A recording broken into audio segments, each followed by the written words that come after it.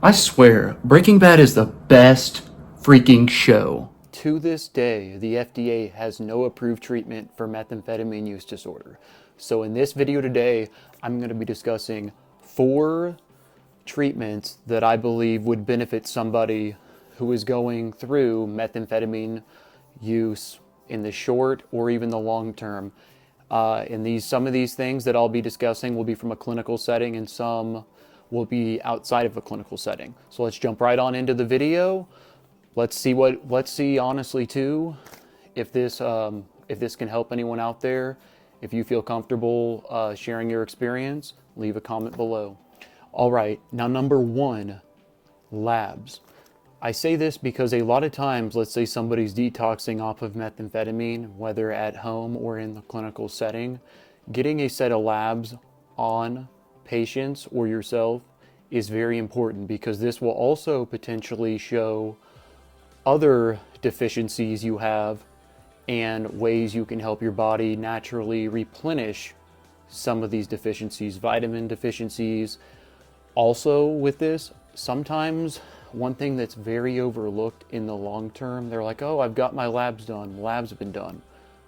Okay, basic labs, thyroid, but also hormone levels. So hormone levels are very important to look at, because in the long term, for some people, their testosterone is low. They're in their 40s, it's naturally declining as it is. You've been using methamphetamine long term, meaning testosterone is even lower, probably. So looking at some of these things from a hormonal perspective, and by the way, testosterone decreases for all men in their 40s naturally. So that's always something you should always be monitoring. But in particular, when it comes to methamphetamine use, it should be, being that it was a stimulant as well. A lot of times more of the testosterone can be used. So getting your labs checked as well.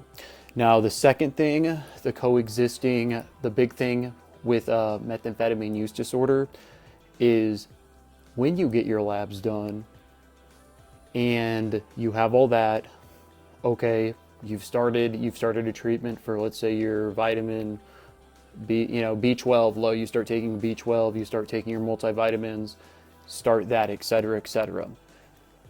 Still not, you're like, man, I'm not feeling right.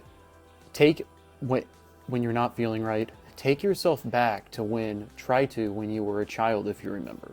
Reason being, or even before your drug use, meaning, why were you using? Was there an underlying condition that hasn't been addressed yet? Anxiety, depression, bipolar disorder, schizophrenia, family history, etc., etc. So really looking at those coexisting conditions and having potential treatment for that will set you up with further success. Now, number 3, leading into, is medications. Medications such as SSRIs, benzos, and some instances in the short term when it comes to methamphetamine use disorder because of the anxiety.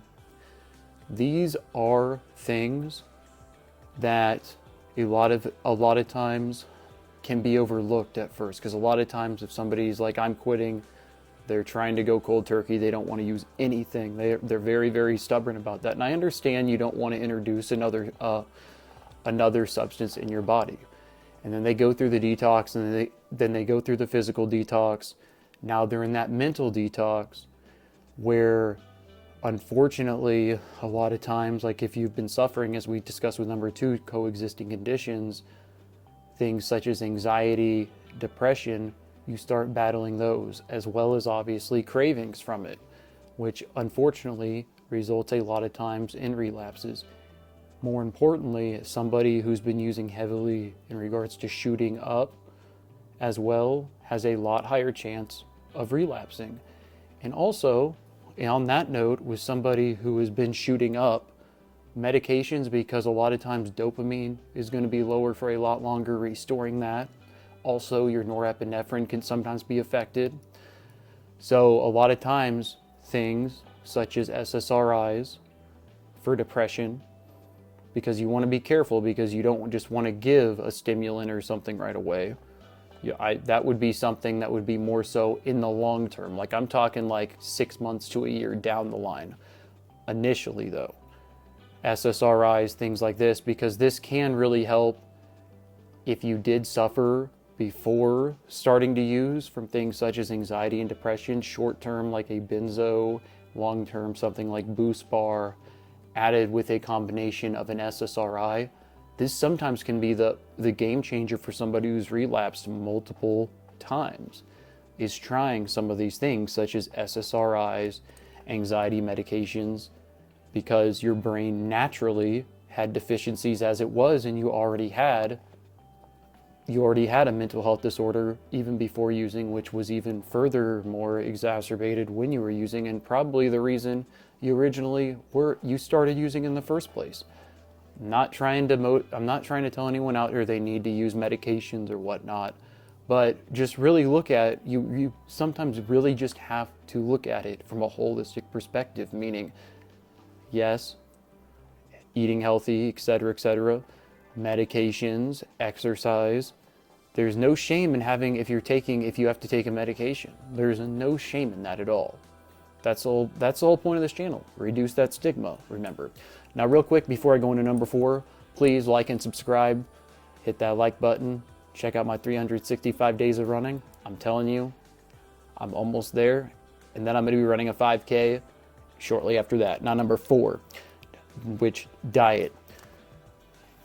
Diet, a lot of times when somebody stops using immediately methamphetamine, they're going to try to replace some of those cravings with things such as sugar in particular, caffeine. Caffeine's not a bad thing, obviously, but I'm just saying when you originally start your detox, when you're going through it, I wouldn't use caffeine, but as you continue long term, caffeine can become a huge habit. And that's one thing, unfortunately, that can lead to a relapse if used in keyword excess. I'm not saying, okay, if you get 2 to 3 cups a day, that's fine, or even like the daily organic energy drink or whatnot. You could even say that's fine, but I would just be careful with those in general, because a lot of times that can exacerbate once again, or even bring back sometimes those feelings of wanting to use. So diet, what comes into this, make sure, obviously, things such as fast food and stuff, a lot of times people will gain weight after going through the initial detox, because once again, when you've been using meth, you're not eating, you're not sleeping, you've slept now for multiple days, assuming you had no psychosis or anything, you're going to start eating. Your body's craving food, you'll be wanting a lot of fast food, which yes, is initially amazing, but 30 minutes later, so be very cautious with that. Some fast food in moderation, with natural foods, meaning if you're going through detox and you've done it multiple times and you've never after stopping or whatnot, if you've never implemented in your diet, and I know this might sound to some people like, what? No, everyone does. I'm saying natural foods from the ground, fruits, vegetables. A lot of times they're very overlooked. Natural raw fruits, vegetables. You need those. Processed foods are not doing you any favors in the long term when you're going through any drug detox or when you are in sobriety. So yes, look at diet. I wanted to do this video just because there's such a high rise of methamphetamine use right now. It's crazy. And where I'll just say this, where we're close to, at least where I've lived in general, like top 3 in the nation multiple times in the past, but it is what it is. Like and subscribe. That is your daily dose of mental health. Check out my 365 days of running. I have another methamphetamine history video about ready to drop any day now. Love you all. Thank you for all the support. Check out my Patreon as well, if you please.